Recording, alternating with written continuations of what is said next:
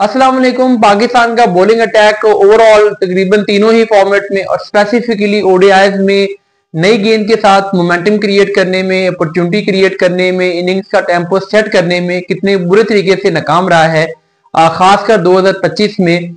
इसका अंदाजा आपको स्क्रीन पे दिए गए स्टैटिस्टिक्स से हो रहा होगा।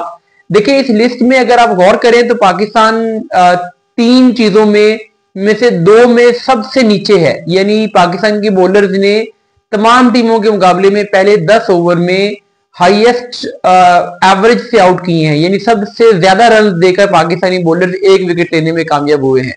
और जो पाकिस्तान का स्ट्राइक रेट है वो भी इन सारी टीमों के बॉलर्स में से सबसे ज्यादा है। यानी सबसे ज्यादा गेंदें करा के पाकिस्तानी बॉलर एक विकेट ले रहे हैं।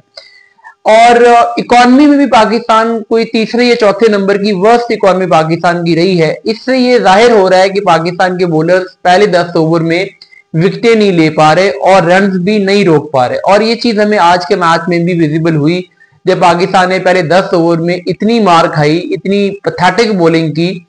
पाकिस्तान के बॉलिंग अटैक में से जो आज पिक ऑफ बॉलर थे वो ओब्वियसली हारिस रऊफ थे। जिस तरीके से वो अपने होम ग्राउंड पे खेल रहे थे, उन्हें बाउंस मिला, कैरी मिला, बड़ा जबरदस्त उन्होंने स्पेल किया, पाकिस्तान को मैच में वापस लेके आए। अदरवाइज एक दफा तो लग रहा था कि पाकिस्तान ये मैच हार चुका है। लेकिन बहरहाल हारिस रऊफ ऐसे मैचेस में चाहे रोजाना की बुनियाद पर पाकिस्तान को मैचेस जितवाते रहे, जो उन्होंने प्रेशर मैचेस में, बड़े मैचेस में पाकिस्तान के साथ किया है, उनके वो गुनाह माफ नहीं हो सकते। और कम अज कम मेरे दिल से तो हारिस रऊफ उतर चुके हैं। मैं कभी भी उन्हें हाई रेट नहीं करूंगा जब तक कि वो किसी आईसीसी टूर्नामेंट में बड़ा परफॉर्म ना करें, जब तक कि वो बड़े क्रंच मैचेस में बड़ी टीमों के अगेंस्ट क्रूशियल मोमेंट्स पे पाकिस्तान को मैचेस ना जितवाएं, जो कि आज तक उनसे नहीं हो सका। हर दफा जब भी प्रेशर सिचुएशन में उन्हें पुट किया गया तो उन्होंने चोक किया। तो वो मेरे ख्याल में चोकर हैं। वो सीरीज में परफॉर्म करते रहेंगे लेकिन जहां पर मैटर करेगा वहां पर उनसे परफॉर्म नहीं होगा। लेकिन जो बाकी बॉलर्स हैं, शाहीन शाह अफरीदी हैं या नसीम शाह हैं, इनको क्या हुआ है ये समझ नहीं आती। आज भी जो पहला स्पेल किया, खासकर नसीम शाह ने, वो बहुत बुरा स्पेल था। जिस तरीके से वो उनसे कंट्रोल नहीं हो रहा था। और ये चीज मुसलसल हो रही है कि पहला स्पेल में वो आते हैं, बुरी बॉलिंग करते हैं, फिर सेकंड स्पेल में जब वो आते हैं, जब वो थर्ड स्पेल में आते हैं तो उनका सेकंड और थर्ड स्पेल अच्छा होता है। फर्स्ट के मुकाबले में सेकंड स्पेल अच्छा होता है, सेकंड के मुकाबले में थर्ड स्पेल अच्छा होता है। और ये चीज हमने अभी ओडीआईज में भी देखी है, वेस्ट इंडीज में देखी थी, ये हमने इवन साउथ अफ्रीका वाले टी20 में भी देखा था कि सेकंड स्पेल में आके उन्होंने बेहतर बॉलिंग करवाई थी। तो ये नई बॉल के साथ उन्हें क्या मसला है, क्यों उनसे कंट्रोल नहीं हो रहा, ये देखना चाहिए। पुरानी बॉल बता वो बेहतर करवा रहे हैं। शाहीन शाह अफरीदी का भी कुछ ऐसा ही है। हालांकि वो पहले नई बॉल के बॉलर समझे जा रहे थे, लेकिन अब यूं लगता है कि कम अज कम ओडीआईज की हद तक वो सेकंड और थर्ड स्पेल में जब आते हैं तो वो बेहतर कंट्रोल के साथ बॉलिंग करवाते हैं, कम रन देते हैं, विकेट्स भी लेते हैं। लेकिन पहले स्पेल में वो इतने इफेक्टिव साबित नहीं हो रहा है। ओवरऑल पाकिस्तान की इस मैच में जो प्लस अगेन है वो सलमान अली आगा ने जो एक कमाल की इनिंग्स खेली।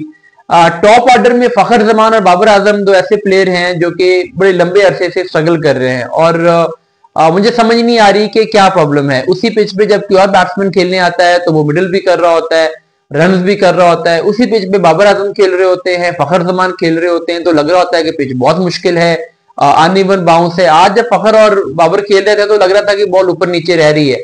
अंडर लाइट थोड़ी सी बैटिंग बेहतर हो भी जाती है, इसमें कोई शक नहीं है, लेकिन इतना फर्क नहीं पड़ता। इवन जब आगा और हुसैन तलत ने पार्टनरशिप की है तो उस टाइम तक तो लाइट्स भी ऑन नहीं थी। लेटर ऑन जाके पाकिस्तान इनिंग्स की आखिरी 4-5 ओवर में ऑन हुई, तो लेकिन आगा और हुसैन तलत भी बॉल को बेहतर मिडल कर रहे थे। हालांकि बाद में जब गेंद पुरानी हो जाती है तो उस पर अनइवन बाउंस ज्यादा हो जाता है, लेकिन फिर भी ये नजर आया कि हुसैन तलत और सलमान अली आगा गेंद को बेहतर मिडल कर रहे थे फखर और बाबर के मुकाबले में।